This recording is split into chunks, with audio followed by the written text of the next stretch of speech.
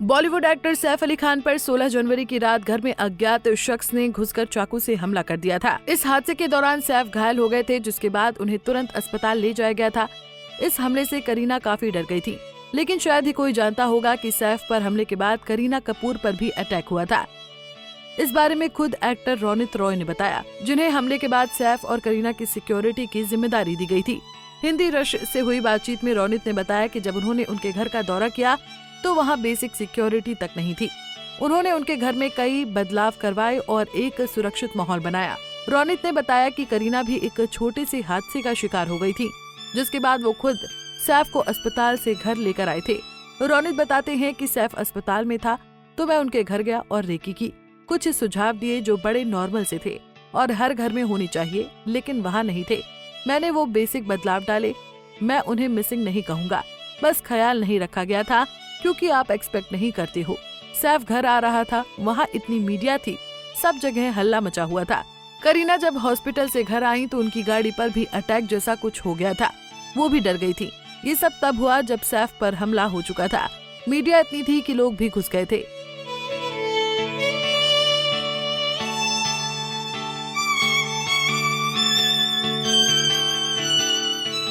Media और जनता के इतने पास होने की वजह से उनकी कार थोड़ी हिल गई, इसलिए उन्होंने मुझसे कहा कि सैफ को घर ले आओ, तो मैं उन्हें लाने गया था।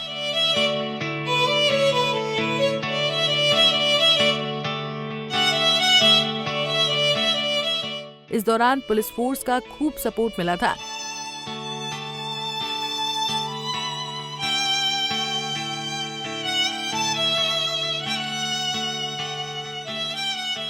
बता दें कि सैफ ने उस रात हुई घटना की जानकारी देते हुए बताया था कि वो और उनकी बीवी करीना बिल्डिंग की 11वीं मंजिल पर अपने बेडरूम में थे, जब उन्होंने छोटे बेटे जेह की नैनी की चीख सुनी। चीख सुनने के बाद बेटे के कमरे में गए, जहां नैनी एलियामा फिलिप्स डरी हुई थी और चीख रही थी, जबकि जेह रो रहा था।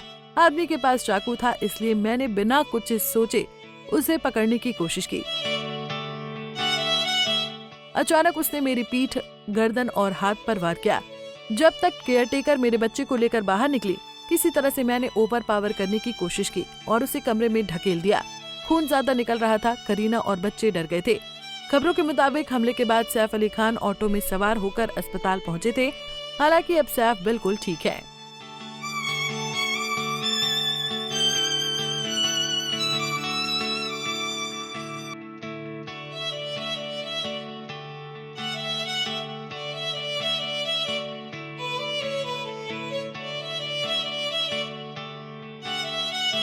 ऐसे ही और वीडियोस के लिए आप नारी के पेज को YouTube पर सब्सक्राइब, फेसबुक पर लाइक और इंस्टा पर फॉलो करना ना भूलें।